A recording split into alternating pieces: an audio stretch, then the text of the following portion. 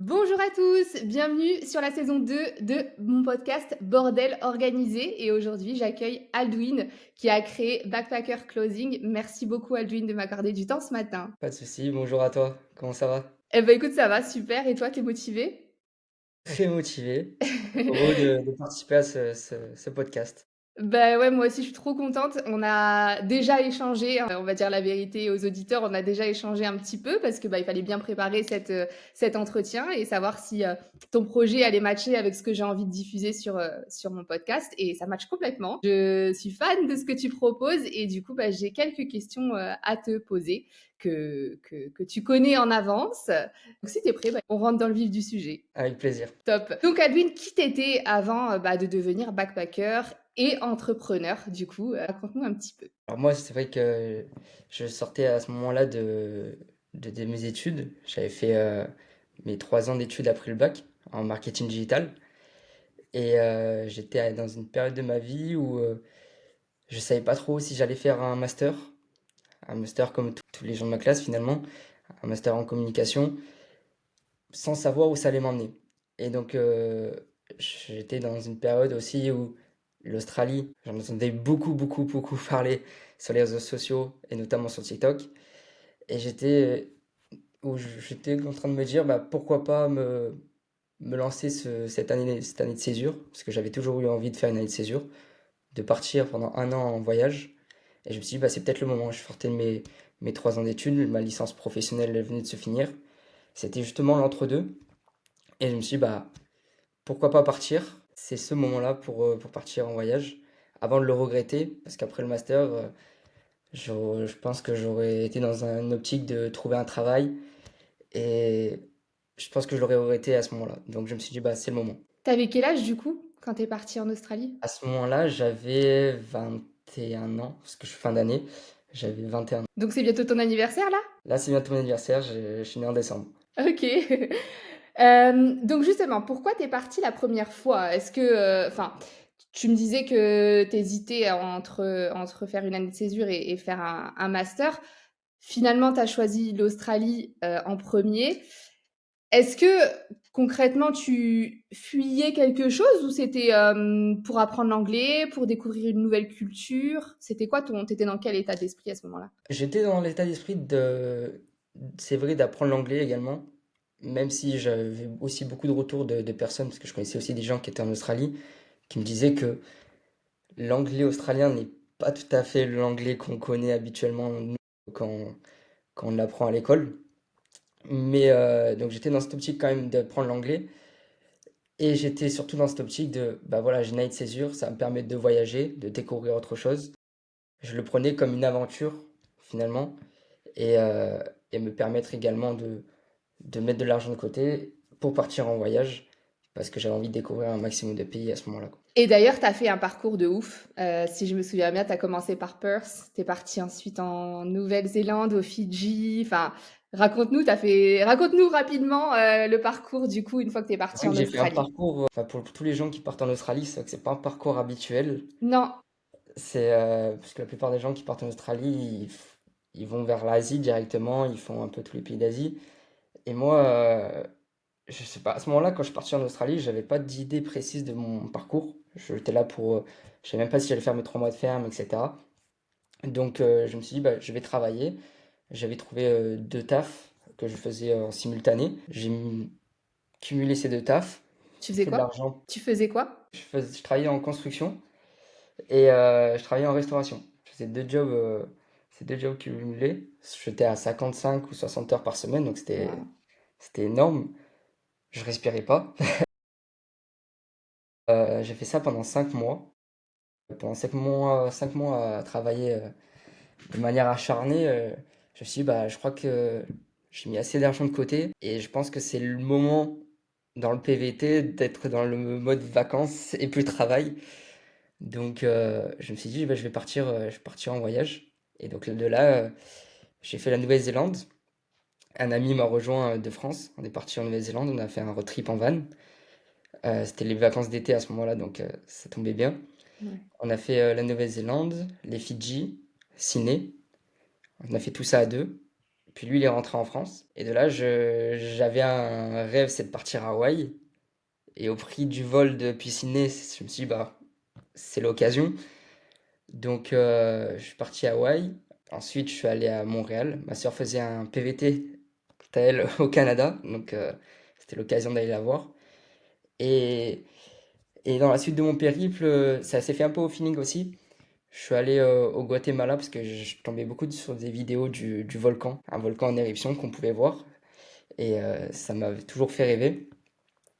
Puis je suis allé au Mexique pour la fête des morts, un événement que tout le monde connaît et qui vient de passer il y a quelques jours seulement. Oui, c'est vrai. Donc j'y suis allé, c'était incroyable.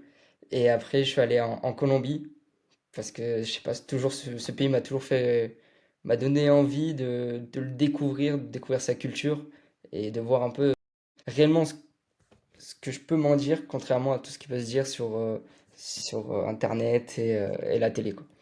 Donc j'ai fait un périple, ouais, j'ai fait en tout 9 pays. C'est 9 mois de voyage, une partie, comme j'ai dit, avec mon meilleur ami, une partie totalement en solo. Mais c'était ouf. Et il me semble qu'il t'est arrivé quelques dingueries quand même. C'est Dans vrai quel pays c'était? j'en ai plusieurs, mais Ouais, celle que tu m'as racontée, c'était quoi? C'était Hawaï? Non. j'étais à Hawaï. En fait, à Hawaï, j'ai rencontré un Australien sur une application de rencontre pour voyageurs solo. Cette personne, c'était un Australien de 32 ans. Et il m'a dit, bah voilà, je suis sur cette île, donc l'île c'était Kauai.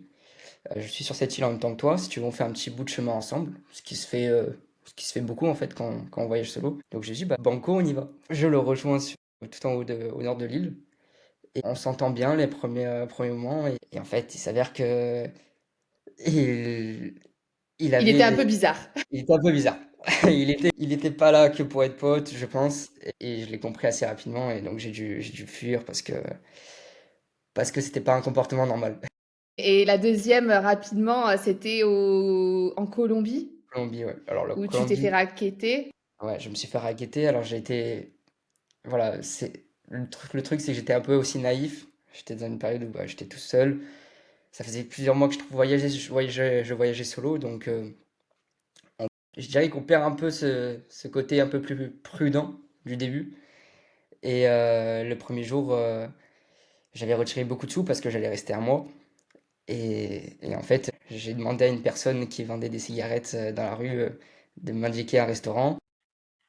Et en fait, il en a profité pour me racketter. Donc c'était une période, ouais, c'est fait une expérience. Sur le moment, on n'en rigole pas. Après, là, maintenant, je peux en parler et rigoler de Ouais. ça. Mais sur le moment, ouais, c'est assez choquant. Et comme quoi, même si on est un homme, on peut se faire, racketter. Enfin, ça peut être dangereux de voyager solo. On dit toujours: «Les femmes, faites attention», mais en vérité, les hommes, c'est pareil. Les mauvaises personnes sont sans scrupules. Donc, C'est ça. que tu sois un homme ou une femme, parfois, tu es juste, au mauvais moment, au mauvais endroit, en fait. Exactement. Il faut jamais finalement baisser la garde, même si tu as l'impression que les gens sont très gentils et que ça va pas t'arriver. Bah, malheureusement, ça peut t'arriver. Est-ce que dans tous ces voyages, il y a un moment qui t'a changé pour de bon? On va justement rentrer dans le vif du sujet de l'entrepreneuriat. Est-ce que il y a eu un moment où tu t'es dit quand je rentre en France, je crée ma boîte ou quand je retourne en Australie? Parce que justement, tu n'as pas terminé. Après ton dernier voyage, qu'est-ce que tu as fait? Tu es rentré en France? Tu es reparti en Australie? Ouais, alors, je suis rentré en France, du coup, après la Colombie. Je suis rentré directement en France. Je suis rentré fin décembre 2024. Je suis rentré en France après le voyage en Colombie. Et j'ai pas fait plus en Australie. Je suis pas retourné en Australie après ça. Et je n'ai pas l'occasion parce que j'avais pas fait mes 3 mois de ferme. Et à ce moment-là, j'ai lancé ma boîte. Donc, d'où t'es venue l'idée, justement? À quel moment? Parce qu'il me semble que l'idée, en fait, elle te trottait déjà avant l'Australie, parce que, est-ce que t'aimes le textile? Pourquoi avoir lancé une marque de vêtements, en fait? Une marque de vêtements, j'avais toujours voulu créer une marque de vêtements. Ça m'avait toujours inspiré. Enfin, j'ai étudié le marketing du coup à l'école. Et Nike m'inspirait beaucoup sur le fait que ils arrivaient à rassembler une communauté de gens déterminés, comme ils le disent dans leur slogan, juste fais-le. Et et je trouvais ça cool de rassembler des gens autour d'une marque de vêtements. Ça, j'ai toujours aimé le textile. Donc, suite à ce voyage et notamment à la découverte aussi du backpack, donc avec les rencontres en auberge, qui est aussi différent entre le backpack en Australie et le backpack dans les différents pays, parce que c'est totalement différent. J'ai, j'ai appris en fait tout cet univers-là et j'ai voulu le rassembler, de me dire, bah voilà, j'ai adoré ce que j'ai vécu, j'ai adoré faire ces rencontres, parce que c'est des souvenirs de dingue. Et je me suis dit, bah, comment moi, à mon échelle, et selon, j'avais déjà envie de créer une marque de vêtements, comment je peux rassembler cette communauté-là? Bah, forcément, je l'ai ramené à cette marque de vêtements. Et du coup, je l'ai mis en place quand je suis revenu de Colombie, donc quand je suis revenu en France en 2025. Backpacker Clothing, c'est une marque de vêtements pour les backpackers, pas forcément des backpackers d'Australie, mais les backpackers du monde entier. Et à long terme, c'est que bah, quand tu vas dans un pays, si tu vois que cette personne porte ton sweat ou ton t-shirt, ben, vous savez que vous êtes dans le même état d'esprit, en fait. C'est Exact- vraiment fédéré autour des mêmes valeurs. Exactement. Exactement. En fait, le but, c'est à long terme, et c'est peut-être utopique, mais c'est de se dire, voilà, je suis dans la rue, je suis dans un pays que je connais pas, je suis tout seul, je marche dans la rue et je vois qu'il y a une personne qui a un t-shirt backpacker, je sais qu'elle va avoir les mêmes valeurs que moi, qu'elle va être dans le même état d'esprit que moi, et forcément, je vais pouvoir être amené à plus lui parler et à aller vers cette personne pour échanger et nous donner des astuces et éventuellement faire un petit périple ensemble, etc. En fait, c'est vraiment C'est de créer rassembler. une communauté, rassembler les Ouais. backpackers Parce autour que d'une cette marque. communauté, elle existe déjà finalement. Carrément. Mais le tout, c'est de la rassembler pour s'entraider au maximum. Parce que bah, on a plein de choses à partager et plein de choses à vivre ensemble. Pour toi, qu'est-ce que ça veut dire fédérer aujourd'hui? Mais est-ce que tu as quelque chose à rajouter en plus sur ça? Bah, c'est vrai que bah, fédérer, c'est vraiment partager des choses. C'est vraiment, voilà, c'est pas avoir une communauté sur Instagram où juste j'ai des followers. C'est au contraire avoir une communauté qui s'entraide, qui s'envoie des messages. Et j'ai réfléchi petit à petit avec le temps à carrément même à l'avenir créer peut-être un groupe WhatsApp ou créer un groupe sur un réseau social où vraiment les personnes qui sont dans tel ou tel pays puissent s'entraider. Les personnes qui suivent la marque peuvent s'entraider entre eux euh, dans les différents pays pour se donner des astuces sur telle ou telle chose pour partir en backpack là-bas ou éventuellement faire un petit bout de chemin chacun ensemble ou faire des groupes de voyage. Ce qui manque, c'est bah, justement le moment physique, en fait. On est une communauté sur les réseaux sociaux, mais c'est difficile de se rencontrer pour de vrai. Et je trouve que ça manque, tu vois, les apéros voyageurs. Il y en a de temps en temps, j'en ai fait quelques-uns. Mais il y en a pas tant que ça, en vérité. Et pourtant, on est nombreux maintenant. Il y a de plus en plus de jeunes qui partent en backpack, enfin, avec un sac à dos, dans des auberges et tout ça. On le voit. Mais une fois qu'on rentre chez nous, en France, on est tous chacun dans son coin. T'es pas d'accord avec ça? C'est totalement vrai.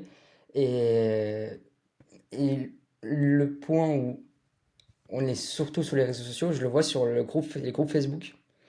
Il y a beaucoup de gens sur les groupes Facebook, énormément de backpackers, où il y a des groupes Facebook, des backpackers en Australie, backpackers dans tel ou tel pays.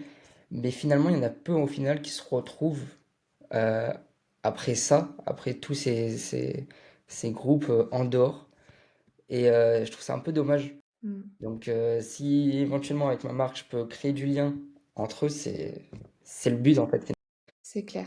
Non, mais je suis tout à fait d'accord. Et donc, bon, bah maintenant, tu m'as dit que tu avais 22 ans quand tu es parti. Donc là, tu auras quel âge au mois de décembre? Enfin, j'avais 21 ans, donc là j'aurai 23 ans en Tu auras décembre. 23. Zéro certitude que ça marche en vérité quand tu t'es lancé. Ouais. T'avais déjà lancé une boîte auparavant ou c'est ton premier projet? Alors j'avais voulu créer une boîte de communication, bah, enfin, forcément par rapport à mes études. Et en fait, ça me plaisait pas plus que ça.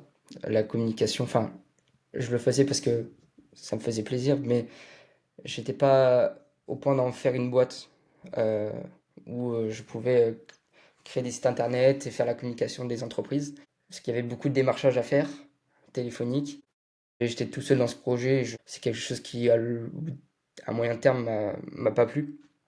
Donc j'avais abandonné l'idée. Mais j'ai toujours aimé créer quelque chose. Quand j'étais adolescent, je créais des productions de musique. J'étais sur FL Studio, pour ceux qui connaissent. Et je créais des prods pour des OK, rappeurs, et tout ça. Et donc j'ai toujours aimé créer. Mais c'est vrai que là, avec cette entreprise, zéro certitude que ça marche. Mais le problème, c'est qu'en fait, si on se lance pas, bah, on le saura jamais. Et c'est comme le voyage finalement. C'est que si on se lance pas, si on franchit pas le cap pour partir en voyage, bah, on peut pas savoir si ça nous plaît et on fait face à nos peurs. En fait, je me suis pas vraiment posé la question de ah ça va pas marcher, est-ce que je prends ce risque? Bah non, en fait, je fonce, tête baissée, mais je fonce et après, au moins j'aurai zéro regret si ça marche pas. J'aurais tout carrément. fait pour que ça marche. Ouais, ouais, c'est clair. Un peu comme moi, finalement, avec ce projet de podcast, comme je t'expliquais, la saison 1, c'était un peu une saison de test. Et je pense que tout entrepreneur, quand il crée un projet, une entreprise ou même une association, tu vois, il y a une période de test. L'entreprise, même pour Manostralia, qui est ma première agence de séjour linguistique à destination de l'Australie, Manostralia, il y a 6 ans, c'est pas Manostralia en 2025. Limite, ça n'a absolument plus rien à voir. Au début, je vendais des packs de départ où dedans il y avait un CV en anglais, il y avait un chauffeur qui venait récupérer mon étudiant enfin mon client, parce que du coup, j'étais même pas dans le séjour linguistique, j'étais vraiment dans l'organisation du départ, dans voilà, le faire en sorte que quand tu arrives en Australie, ça se passe bien. Donc, il y avait un chauffeur qui récupérait mon client à l'aéroport, j'avais réservé 2 nuits en auberge de jeunesse. Enfin, tu vois, je pensais que ça allait cartonner et au final, ça se vendait pas tant que ça. Donc tu vois, et puis après j'ai switché. Je pense que bah, toi c'est pareil, tu dois être là dans une période un peu de test et peut-être que si on se refait un point dans 2 3 ans, bah, il y aura des choses qui auront évolué, tu auras peut-être lâché une certaine idée, enfin tu vois. Et c'est ça qui est beau aussi dans l'entrepreneuriat, c'est qu'on est là pour essayer et voir bah, si ça fonctionne ou pas. Après, j'avoue que là, on a de la chance. Enfin, moi, en tout cas, j'avais de la chance. J'étais chez mes parents. Donc, j'avais pas forcément ce souci du loyer à payer. Est-ce que toi, c'est pareil, là, actuellement? Exactement. Ouais. Donc c'est aussi pour ça que je me suis permis de voyager parce que je savais que, également, c'est pas la chance pour tout le monde et d'avoir cette opportunité-là, c'est que j'étais encore chez mes parents. Tout ce que je gagnais, en fait, je le mettais de côté. Je faisais l'alternance.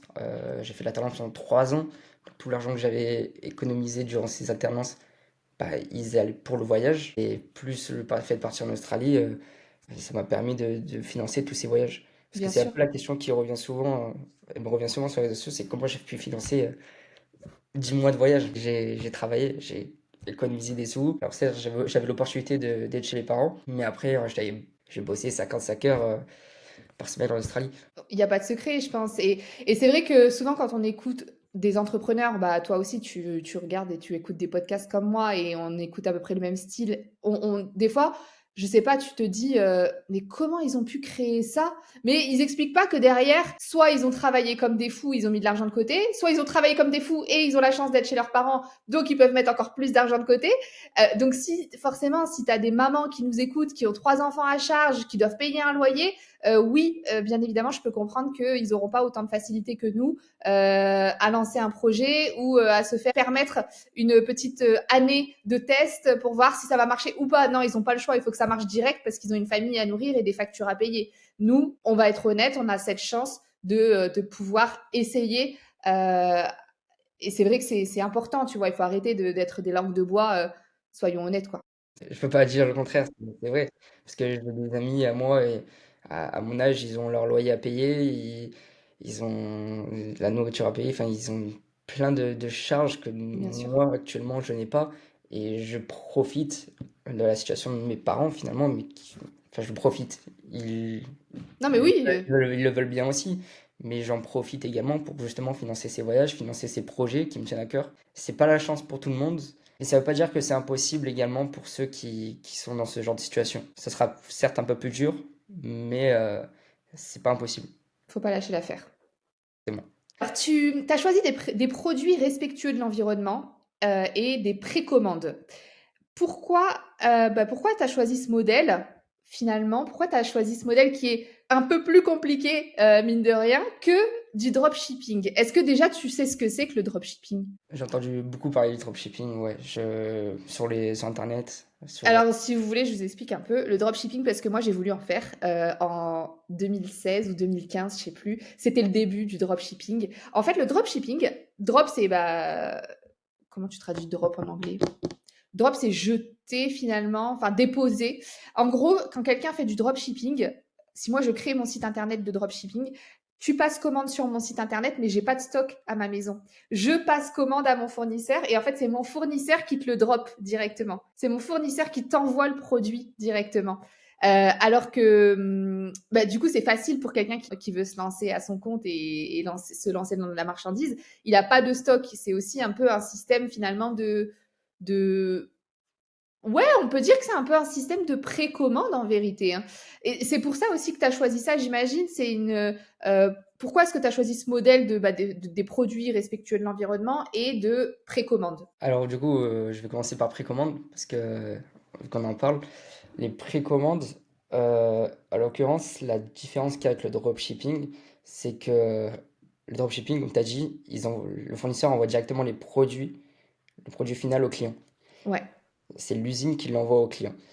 Là, pour le coup, les précommandes, c'est un atelier avec lequel je travaille en France, dans le sud de la France, qui prépare mes commandes.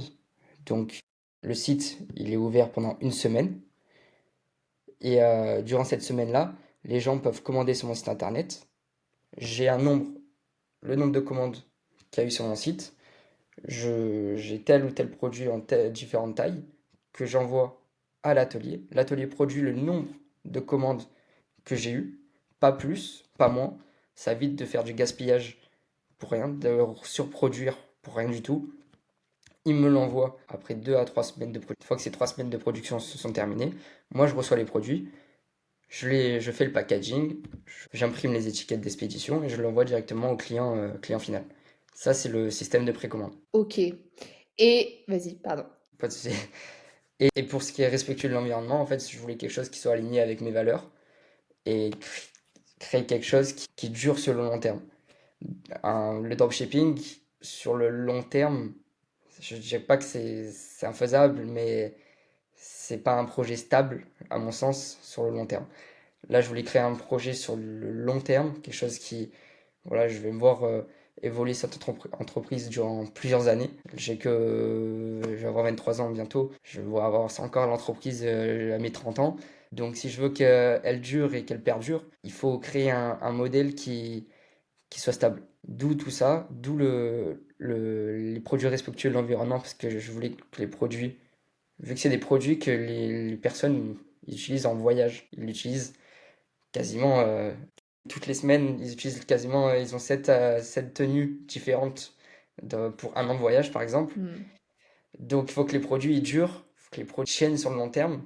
Et donc il faut des produits de qualité, il faut des produits euh, qui ont un sens pour tout le monde. Et donc les produits avec du coton organique, des produits avec des matériaux recyclés, c'est je pense la base pour mon entreprise. Et en plus, tu fais fabriquer en France. Donc, on va y venir. Quels sont les freins justement à ce modèle? Est-ce qu'il y a des limites? Il y a des limites parce que je suis comme on l'a dit, mon entreprise, c'est une marque de vêtements pour les voyageurs. Or, les voyageurs, bah, d'où le nom, ils voyagent, ils sont dans tel ou tel pays. Donc, pour les personnes qui voyagent actuellement, pour recevoir les produits, c'est un peu plus compliqué quand ils sont dans tel ou tel pays pour le recevoir à la destination à l'instant T. Donc, c'est ça un peu la complexité. Ce qu'on fait nous, enfin, ce que je fais moi avec la marque, c'est que quand je reçois les vêtements de l'atelier, je fais une story Instagram où je leur dis voilà, euh, si votre adresse de livraison elle a changé, dites-le moi. Je change l'adresse d'expédition et je l'envoie à la nouvelle adresse pour qu'ils le reçoivent au bon endroit. Donc ça, c'est un peu la complexité. Donc je vise en fait des voyageurs qui comptent partir, des voyageurs en train de voyager actuellement et des voyageurs qui reviennent de voyage. Et sur ces euh, c'est c'est la même cible, c'est des voyageurs, mais sur ces trois segments différents, les méthodes vont être différentes. Parce que les personnes qui partent en voyage faut leur dire, la communication va être différente. Je vais leur dire, bah voilà, pour faire partie de cette communauté, saute le pas, vas-y, pars en voyage. Avec cette marque de vêtements, tu vas pouvoir rencontrer d'autres personnes. Pour les personnes qui voyagent actuellement, ça va leur permettre de, d'ancrer encore plus le sentiment de communauté. Mais pour le niveau logistique, ça va être totalement différent. Et pour les personnes qui reviennent de voyage, le niveau logistique, ça va être beaucoup plus simple. Mmh. Et la communication va être différente. Ça va être quelque chose de, vous voulez un souvenir de votre voyage, comme moi j'ai pu le vivre. J'ai envie d'avoir un sentiment de ramener quelque chose qui, qui peut un peu décrire tout ce que j'ai vécu. Cette marque, elle est faite pour moi. Donc ça, c'est la limite numéro 1. Moi, il y en a une autre, enfin même 2 en vrai qui me viennent à l'esprit. C'est bon, bah, du coup, les délais de livraison. On est, à l'ère où tout le monde veut tout de suite. Est-ce que ça, tu penses que sur du long terme, ça peut poser, un problème pour ton entreprise, pour la pérennité de ton entreprise, le fait de dire à tes clients: «Bah, écoutez», après ils peuvent le comprendre, hein. Moi, typiquement, tu me dis, «C'est du made in France, c'est des produits de qualité, c'est un jeune entrepreneur français qui crée la marque, qui le design et tout. Il faut attendre 2 à 3 semaines avant d'avoir ton t-shirt». Il suffit juste de savoir, parce qu'en général, quand tu pars en voyage, tu planifies quand même au moins 2 3 semaines à l'avance. Donc, il suffit juste de le savoir et de passer commande et d'accepter ça. Mais est-ce que tout le monde n'est pas comme moi et comme toi, est-ce que tu penses qu'à long terme, il va falloir que tu changes ça parce que ça peut poser problème? Je suis en train justement d'y réfléchir parce que effectivement, c'est un frein. Je le vois sur mon site internet. Beaucoup de gens ajoutent au panier et ne passent pas à l'étape de paiement. À l'étape de paiement, on leur indique qu'il y a 2 à 3 semaines de production. Donc je sais que c'est un frein énorme. Donc je suis en train de doucement réfléchir à faire un stock limité, de produire uniquement tant de vêtements et le faire en extrême limité pour pas avoir de surplus, quitte à avoir des gens qui veulent commander mais qui ne peuvent plus commander parce que j'ai plus de vêtements à disposition. C'est de faire un stock très limité. Imaginons par exemple 20 exemplaires et, euh, et les personnes peuvent acheter que ces 20 exemplaires et rien d'autre. Donc je suis en train un peu de réfléchir en fait à plus faire ce système de précommande pour justement réduire ces temps de livraison, que dès qu'ils commandent, le produit il est expédié. Ça serait, je pense, moins un frein pour les clients, Mais ça te coûterait plus d'argent. mais ça me coûterait plus d'argent. C'est un risque un peu plus financier que le système de précommande. Donc en fait, il y a deux poids, deux balances, enfin deux poids, deux mesures qui se jouent. Il y en a qui ont des côtés positifs, des côtés négatifs. Dans tout business, c'est comme ça. Et je pense que dans une entreprise, si tu veux qu'elle fonctionne, il faut aussi accepter d'investir.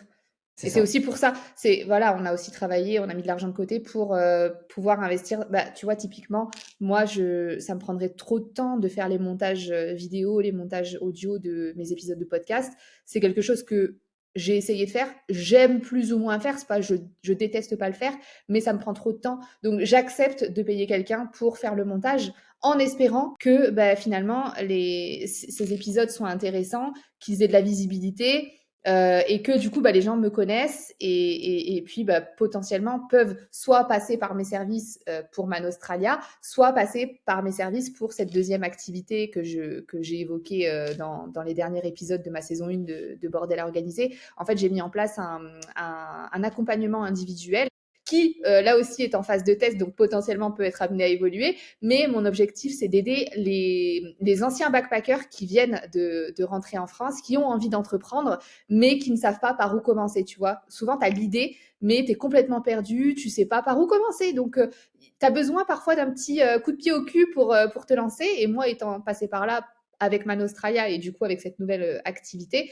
je sais comment accompagner les gens et les aider à développer leur idée et les aider à trouver leurs premiers clients. Donc, c'est cet accompagnement que j'essaye actuellement de mettre en avant.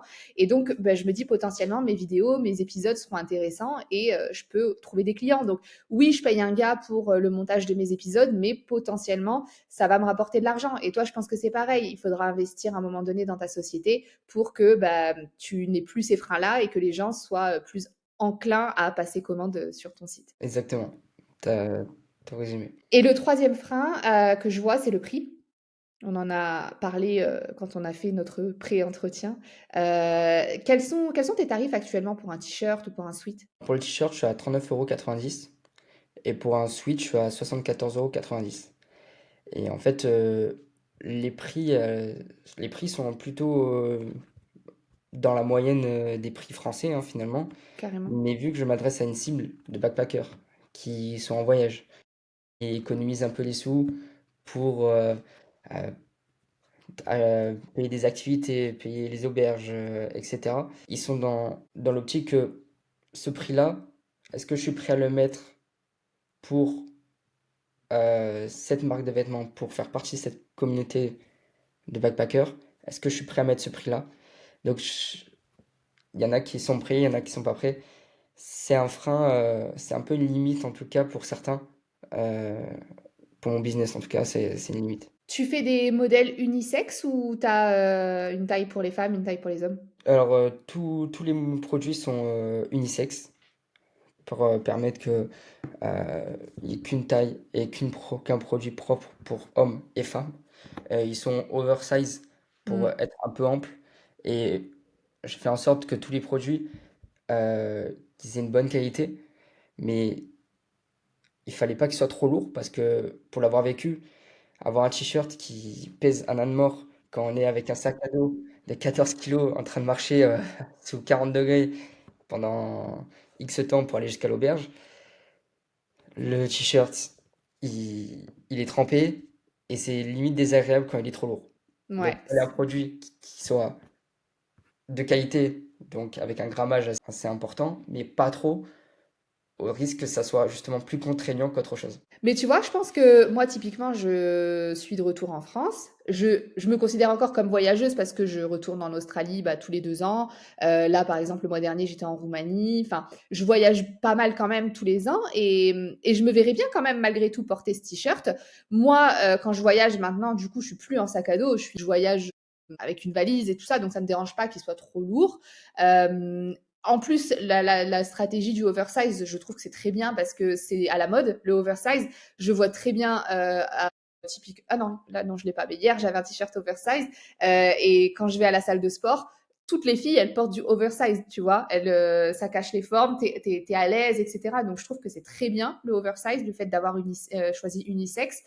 Du coup, ça te permet toi aussi de mieux gérer tes stocks, etc. En termes de prix, franchement, je trouve que c'est correct. Si c'est de la qualité, si c'est du made in France, c'est correct. Il faut pas oublier aussi qu'en France, on paye de l'URSSAF. Donc on a des taxes à payer, t'as tes produits, t'as tes coûts de production, et encore de mémoire, je crois que tu es en micro-entreprise actuellement. C'est ça. Donc pour l'instant, enfin, tu pourras potentiellement, et je te le souhaite, devoir appliquer de la TVA à 20% si tu dépasses un certain seuil de chiffre d'affaires. Mais pour l'instant, je crois que c'est 100 000 et quelques ou ouais. Donc, tant que tu n'as pas fait 100 000, tu n'appliques pas 20% de TVA. Donc, tes prix sont encore plus ou moins corrects.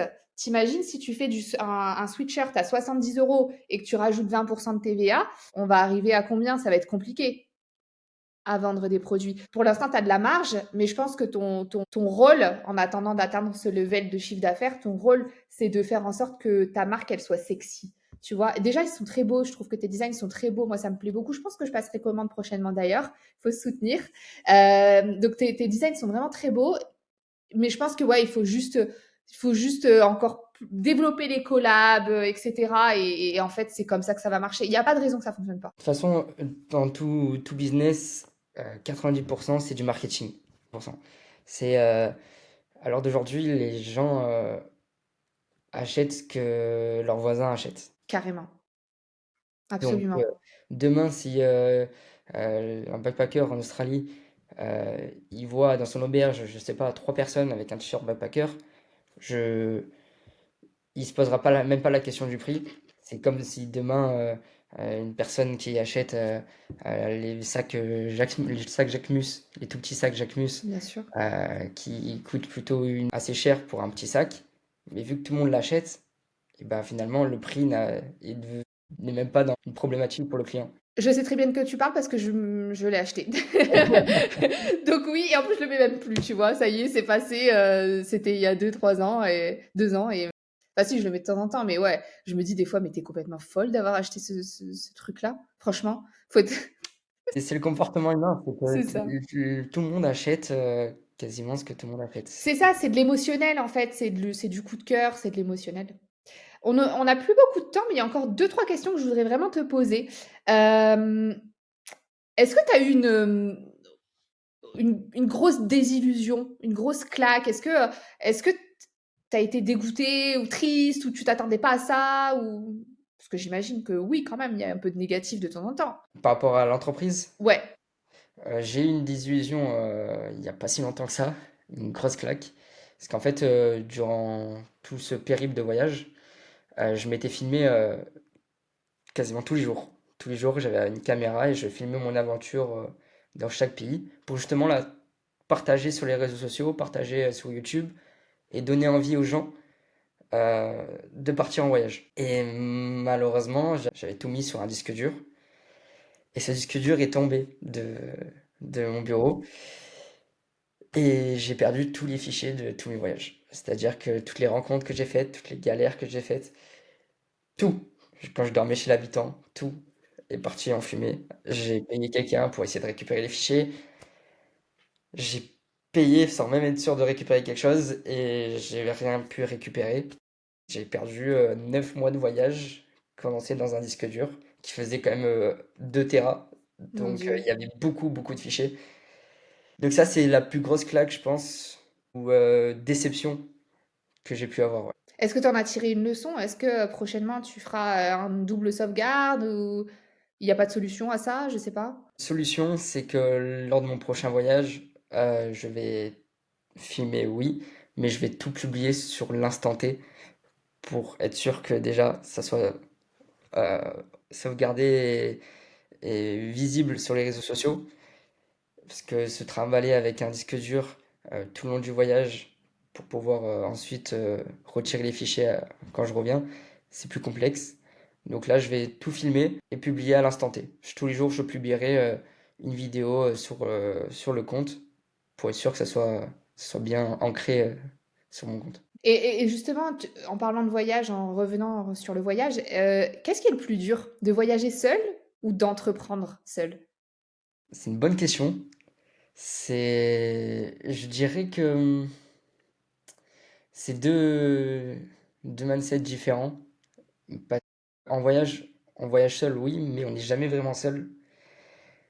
C'est surtout c'est un peu une phrase bateau, je pense que tout le monde l'a entendu, mais c'est surtout que, bah, en fait, on choisit à quel moment on va être seul en voyage. Carrément.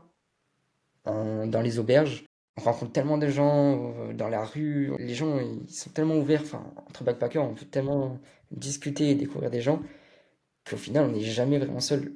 J'ai jamais été seul en voyage, en voyage solo. Donc, il y a eu des moments où j'avais envie d'être seul, et carrément, j'avais atteint ma batterie Agréable. initiale. Ah oui, oui. Ma batterie initiale était pleine.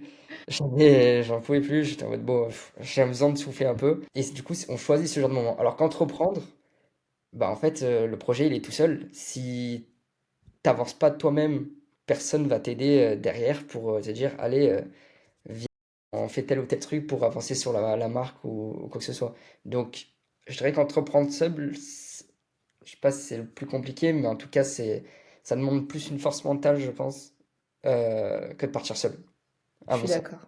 Ouais, je suis d'accord avec toi. Et d'ailleurs, tu t'es fait accompagner pour le lancement de ton entreprise? Pas du tout. J'ai créé ma micro-entreprise T'as vu et personne? T'as pas vu de, je sais pas, justement, tout à l'heure, on parlait de réseaux d'entrepreneurs, de clubs d'entrepreneurs. Tu vois, tu peux discuter avec d'autres entrepreneurs et avoir d'autres idées, peut-être parfois avoir des déclics, etc. Pour l'instant, non? non, j'ai des amis qui entreprennent également. Ils Entreprennent. entreprennent, mais ils entreprennent également, mais sinon, non, j'ai personne pour m'aider sur le projet concrètement. C'est que je me suis lancé. T'arrives à savoir, tu bosses tous les jours dessus ou pas Ouais, vraiment? Ouais. quasiment tous les jours. T'arrives à te mettre une routine, style, je sais pas, moi, par exemple, je bosse, bon, maintenant, ça fait 6 ans, c'est mon full-time job, mais est-ce que tu te fais, je sais pas, de 9h, 17h ou ou est-ce que t'es encore un peu éparpillé en mode je bosse un peu, après, vas-y, je vais au sport, je rebosse. En fait, non, j'ai- moi, j'ai un petit job à côté pour quand même financer bah, justement la marque et mes voyages. Ok. Et donc, quand je rentre le soir, je me mets un petit peu dessus. Il y a toujours un petit truc à faire dans tous les cas. Et je préfère m'y mettre, par exemple, même si c'est qu'une demi-heure, je préfère le faire une demi-heure par jour tous les jours, plutôt que de faire 3 jours où je travaille pas et pendant un jour, je vais travailler toute une journée complète. C'est Ouais, pas productif et à long terme, c'est pas comme ça que je vais voir des résultats. Vaut mieux que je travaille même un tout petit peu, pas longtemps, tous les jours, ouais. plutôt que de travailler une fois par semaine pendant une journée. Ouais, carrément d'accord. Et pour terminer, ce serait quoi du coup ton rêve si on reparle dans peut-être pas dans 1 an, mais dans 2 ans, heu, tu quoi? T'aimerais atteindre quoi comme, concrètement, tu vois? N'hésite pas, hein, sois pas langue de bois. Concrètement, quel chiffre d'affaires tu veux viser? Quels sont tes objectifs? Est-ce que tu sais où tu veux aller? Est-ce que tu as un cap ou pas? Ou est-ce que tu vas un peu à tâtons et on verra? Alors, objectif, j'ai pas un objectif de chiffre d'affaires concrètement, mais j'ai un objectif concret, c'est que j'aimerais que mes vêtements soient présents dans les auberges de jeunesse. Je discute actuellement avec des auberges de jeunesse pour proposer mes vêtements justement dans un point de chaque auberge. Et les auberges toucheraient des commissions en échange d'une présence de mes vêtements. Ça permettrait du coup aux voyageurs, aux personnes qui sont dans les auberges, d'avoir directement le produit, de le toucher également, et ça réglerait tout ce qui est problème de logistique, et je m'adresserai directement à ma cible qui est les backpackers. C'est une très Ça bonne serait idée. mon rêve ultime, c'est d'avoir dans plusieurs auberges de jeunesse dans le monde, mais ma marque de vêtements présente. En gros, plutôt faire du B2B que du B2C. Il y aura toujours du B2C, mais également du B2B.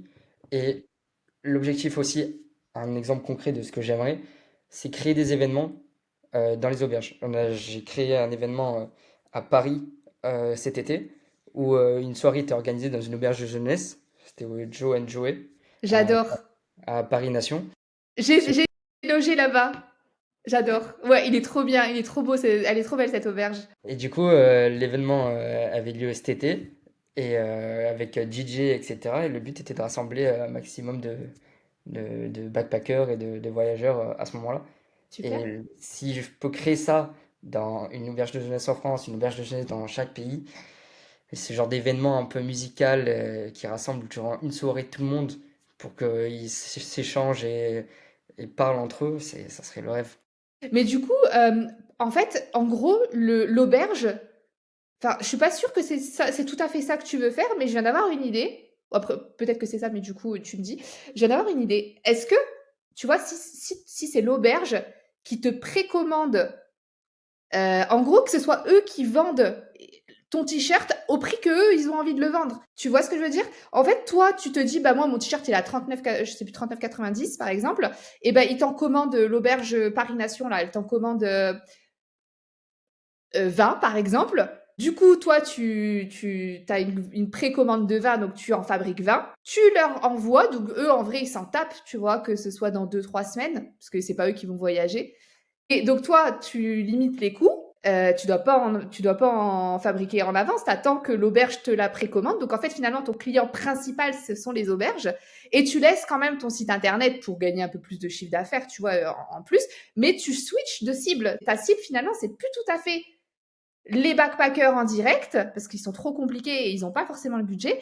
Mais ta cible, c'est les auberges. Et l'auberge, bah, elle choisit de le facturer au prix qu'elle veut. C'est ça ou pas? C'est pas tout à fait ça, parce que la limite à tout ça, c'est que les auberges de jeunesse vont pas directement accepter de me commander 20 t-shirts sans savoir s'ils peuvent les vendre. Ça, c'est la limite. Tu crois? Ouais, pour Ouais. avoir démarché des auberges de jeunesse, parce que j'en ai déjà démarché, c'est la limite, c'est qu'ils sont pas prêts à investir dans une marque de vêtements en achetant 20 t-shirts sans être sûr que derrière ils vont les vendre. Donc le modèle économique le plus adapté pour ça, c'est que à l'auberge, je leur envoie les vêtements, le stock de vêtements, et ils touchent la commission sur chaque vente. C'est ça D'accord. le principal. OK, je suis étonnée quand même parce que peut-être parce que tu es une jeune marque et que pour l'instant. Peut-être aussi. Mais en vrai, j'ai déjà vu, tu vois, dans des, tu sais, par exemple, quand tu vas chez le coiffeur, par exemple, tu vas chez le coiffeur pour te couper les cheveux, mais ils te vendent derrière, des shampoings, des trucs et tout. Ça, ils l'ont acheté en vrai. C'est un risque pour eux, mais en même temps, ça leur apporte. Il faut juste que tu trouves ce que ça peut leur apporter, tu vois. Comment leur vendre. Mais je trouve que l'idée, elle est pas conne, hein, en vrai. sur du long terme, tu vois, sur du long terme, une fois que tu auras vendu, que t'auras fait ta place et que tu seras le leader dans ton domaine, bah en vrai, t'inquiète pas qu'ils vont te dire ouais, je t'en achète des trucs. Hein, je veux ta marque chez moi. Le but c'est Justement, ça en fait. Le but le c'est but, c'est ça. ça. Le but à long terme, c'est ça. En fait, C'est le ça. but à long terme, j'aimerais vraiment que Backpacker Closing devienne la marque référence pour les personnes qui voyagent en sac à dos. Bah écoute, je te le souhaite. Je te le souhaite. J'espère de tout cœur. Merci beaucoup pour ton temps, Aldwin. C'était top. J'espère que tu t'es senti à l'aise. Oui, c'était la première fois que j'intervenais dans un podcast et c'était une très bonne expérience. Tu mets beaucoup à l'aise, t'es assez, tu t'exprimes bien et tout, donc c'est vraiment agréable en tout cas d'échanger avec toi. Bon, bah tant mieux. Écoute, ravie. J'espère qu'on pourra se refaire un petit point dans, je te dis, dans 2 ans et voir un peu comment la marque a évolué, comment toi, en tant qu'entrepreneur, jeune entrepreneur, t'as évolué. Et donc là, c'est quoi la suite? Tu pars en voyage, je crois, bientôt? Je pars en voyage en Asie pendant 5 mois à partir de février. Donc, comme je l'ai Où dit, est-ce qu'on peut te retrouver? on peut me retrouver sur les réseaux sociaux. Donc, backpacker.closing sur Instagram. Et aussi sinon sur TikTok, pareil, backpacker.closing. J'essaie de publier un maximum de vidéos. Et là, avec l'Asie qui arrive prochainement, je vais bombarder. Vous allez pouvoir suivre aussi mon aventure parce que la marque de vêtements, c'est finalement une aventure humaine. C'est comme ça que j'aime bien la décrire. Donc, vous allez pouvoir suivre tout ça Parfait. Et si on veut passer commande, c'est sur quel site? sur backpackerclosing.com, tout Tout simplement. attaché? Tout attaché. Vous tapez Backpacker Closing, vous allez trouver directement. C'est le premier site. Super, je vous mettrai tous les liens dans la description. Merci beaucoup, Adwin. Je te souhaite une très belle journée et puis bah, on a hâte de suivre tes aventures. Merci beaucoup. À À bientôt. bientôt. Ciao. Ciao, ciao.